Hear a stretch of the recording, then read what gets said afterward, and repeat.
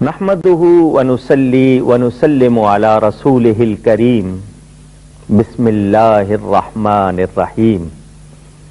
ناظرین و سامعین، السلام علیکم ورحمۃ اللہ وبرکاتہ۔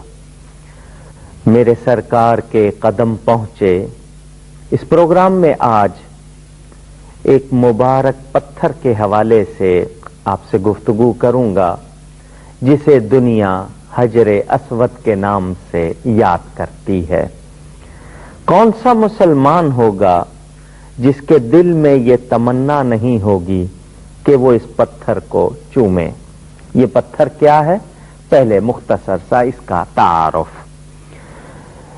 یہ حدیث میں ہمیں اس کا ذکر ملتا ہے کہ یہ جنت کے سفید یاقوتوں میں سے ایک یاقوت ہے، اور روایت کے مطابق حضرت آدم علیہ السلام جب جنت سے آئے تھے اسے ساتھ لائے تھے، یہ ان کی مٹھی میں تھا، اور ایک روایت کے مطابق کہ اسے اللہ تعالی نے جبریل امین کے ذریعے بھجوایا۔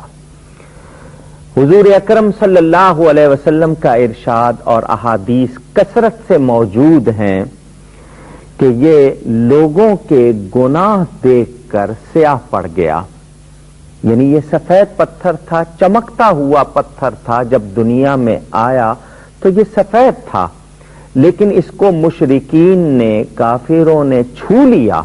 اس وقت جو وہاں معاشرہ تھا تو ان کے ہاتھ لگ جانے کی وجہ سے اور لوگوں کے گناہوں کی وجہ سے یہ سیاہ پڑ گیا، ورنہ روایت یہ ہے حضور اکرم صلی اللہ علیہ وسلم ارشاد فرماتے ہیں اگر یہ لوگوں کے گناہوں کی وجہ سے سیاہ نہ پڑتا، اسے مشرکین مس نہ کرتے تو ساری دنیا میں اس کی چمک ہوتی۔ اسے پہلے حجر کہا جاتا تھا، جب سیاہ پڑ گیا تو عربی میں اسود سیاہ کو کہتے ہیں، اسے حجر اسود کہا جاتا ہے۔ یہ چاندی کے ایک کٹورے میں آپ کو نظر آ رہا ہے، لیکن یہ پورا پتھر حجر اسود نہیں، اس میں گنتی کے 8 چھوٹے چھوٹے ٹکڑے لگے ہوئے ہیں، وہ حجر اسود ہیں، کیونکہ یہ کئی مرتبہ ٹوٹا ہے۔ اب وہ چھوٹے چھوٹے ٹکڑے کاریگروں نے اس بڑے پتھر میں بڑی عمدگی سے لگا دیے ہیں، یہ حجر اسود ہیں۔ یہ طوفان نوح کے وقت اٹھا لیا گیا تھا، پھر حضرت ابراہیم نے جب دوبارہ کعبہ تعمیر کیا تو یہ دوبارہ لگایا گیا، کیونکہ کعبے کی تعمیر کئی مرتبہ ہوئی ہے۔ جب قریش نے اس کی تعمیر کی تو نبی پاک صلی اللہ علیہ وسلم مکہ مکرمہ میں موجود تھے، مگر ابھی اعلان نبوت نہیں فرمایا۔ کعبے کی تعمیر میں مختلف خاندان شامل ہوئے تھے تاکہ کل کو کوئی کعبہ توڑے نہیں، سب کو شامل کر لیا گیا، لیکن جب حجر اسود کی تنصیب لگانے کا وقت آیا تو خاندانوں میں لڑائی ہو گئی، بلکہ ان کا طریقہ تھا خون میں انگلیاں ڈبو لیتے تھے، اور یہ ایک طرح سے اعلان جنگ ہوتا تھا کہ اب کوئی ہمیں ہرائے پھر اس کے بعد یہ کام ہو سکتا ہے۔ تو انہوں نے دعویٰ کر دیا کہ ہمارے سوا کوئی اس کو نہیں لگائے گا۔ ہر خاندان یہی چاہتا تھا، قریب تھا کہ تلواریں نکل آتی اور خون ریزی عام ہو جاتی۔ ایک نے مشورہ دیا، سنو، جو بھی پہلے کعبے میں اب داخل ہو، جو وہ فیصلہ کرے اس کا فیصلہ مان لینا۔ اس بات پر وہ سب متفق ہو گئے۔ خدا کی قدرت کہ کعبے میں اس کے بعد جو ہستی داخل ہوئی وہ میرے نبی پاک صلی اللہ علیہ وسلم کی ہوئی۔ سب نے نبی پاک کو دیکھا تو وہ سب خوش ہو گئے۔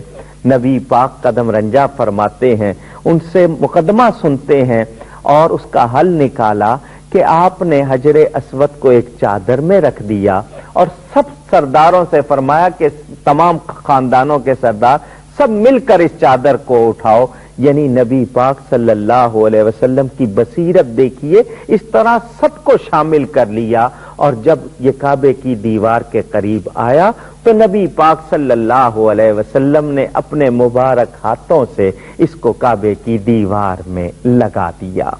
اندازہ کیجئے نبی پاک صلی اللہ علیہ وسلم سے کتنی نسبت ہے اس کو۔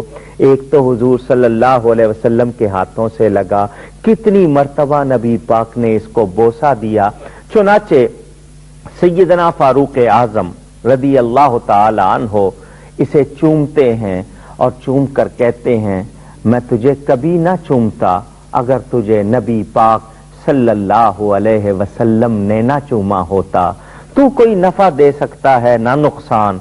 نبی پاک صلی اللہ علیہ وسلم نے فرمایا ہر ایمان والا جو اس کو بوسہ دیتا ہے، حضور صلی اللہ علیہ وسلم کے ارشاد کے مطابق کل قیامت کے دن یہ حجر اسود ان کی گواہی دے گا، اللہ اس کو 2 ہونٹ دے گا، 2 آنکھیں عطا فرمائے گا۔